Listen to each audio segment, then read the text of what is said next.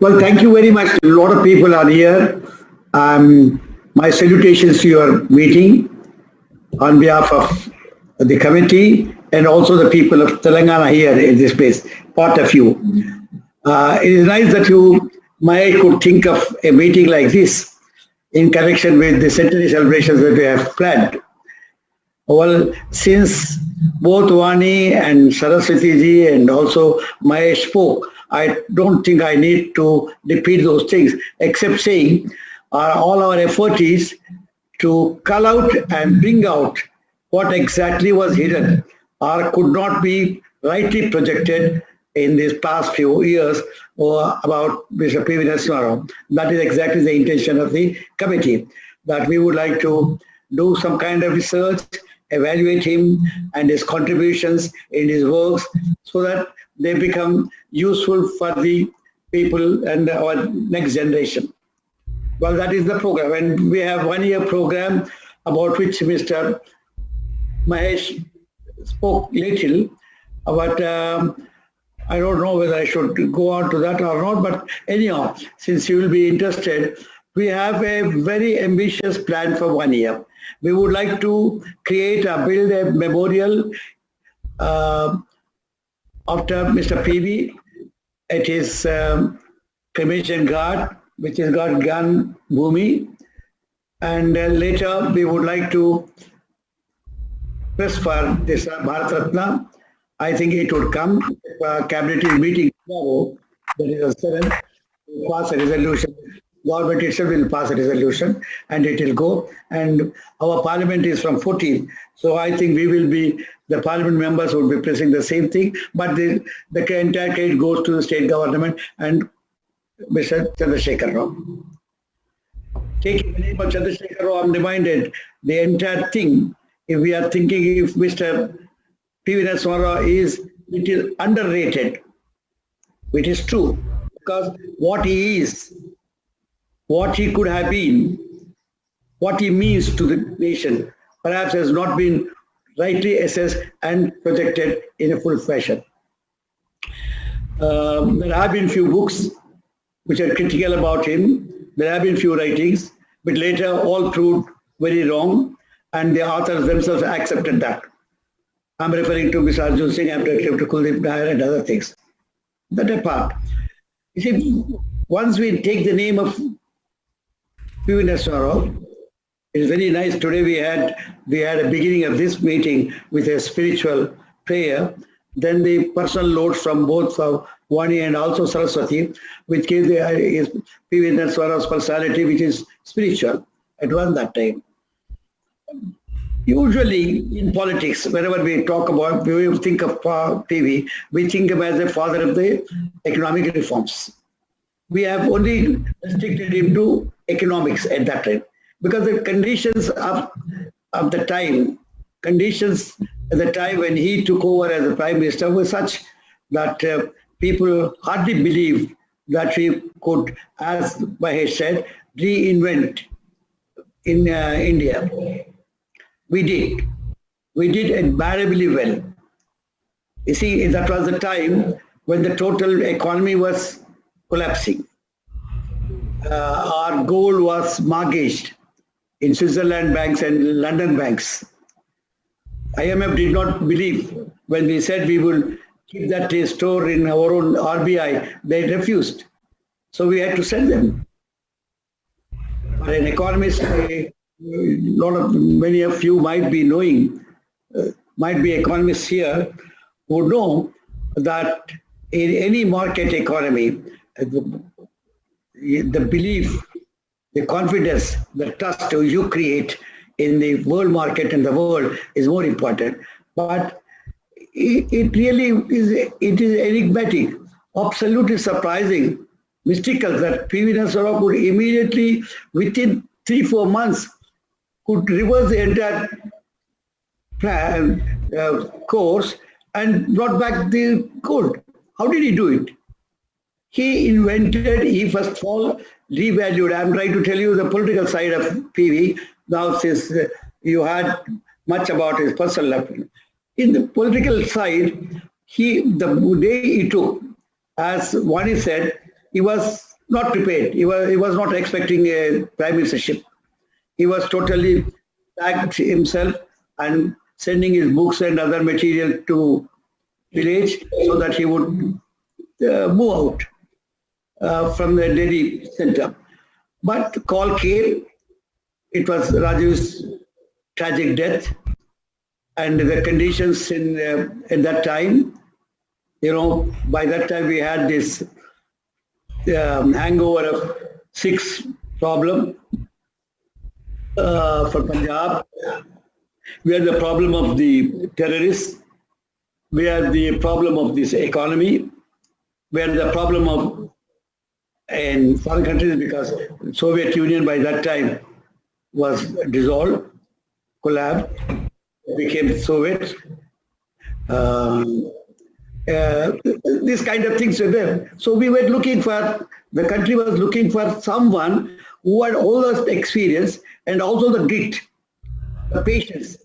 And it could be none other than PV, they thought. Because there were people around in Delhi at that time who were trying to stake their own claims. But the call went to Mr. PV, and PV came and did the magic. As far as the economy is concerned, he introduced, first of all, he revalued the rupee and took out the right of the government to evaluate the value of the rupee notes and gave it to RBI. And he had a dual policy, pricing policy as far as the foreign exchange was concerned. One is market price, another was government or control price. So the private industry, the private sector, which was to improve its exports, were free to buy dollars from outside, the control rate at one rate, a limited amount. Otherwise, they could go. And you know what happened? Within 7-8 months, it went up to 11%. It improved. And later, after when he left the house, it was 51%. We are full of forex. So, as Vani was saying, you see, he is essentially one who looks for, who plows for reforms and change. He believes in the philosophy that change is the natural. He believes that man being a being is essentially becoming, he changes. Every minute you change. So he believes in that philosophy. He's a philosopher. He's a socialist, he's a philosopher, he's a great statesman, he's an educationist, he's an economist, and whatnot. You go on claiming, then you'll have the clavigeous meaning. So this kind of thing went on with him. Then as one said, let us probe his reforms from the day one. First, as an ordinary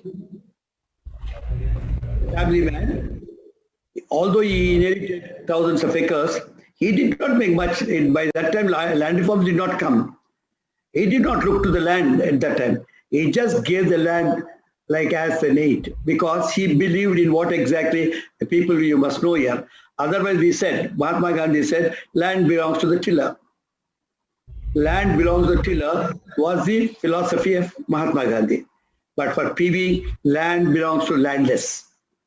Please understand the philosophical content of that.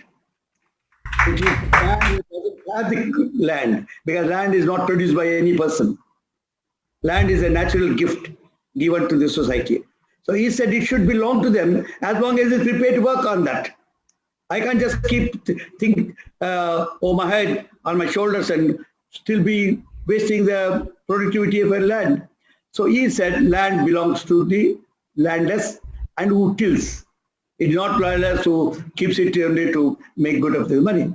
Now that is the land reforms part, which as a chief minister, he went out all the way, made a history.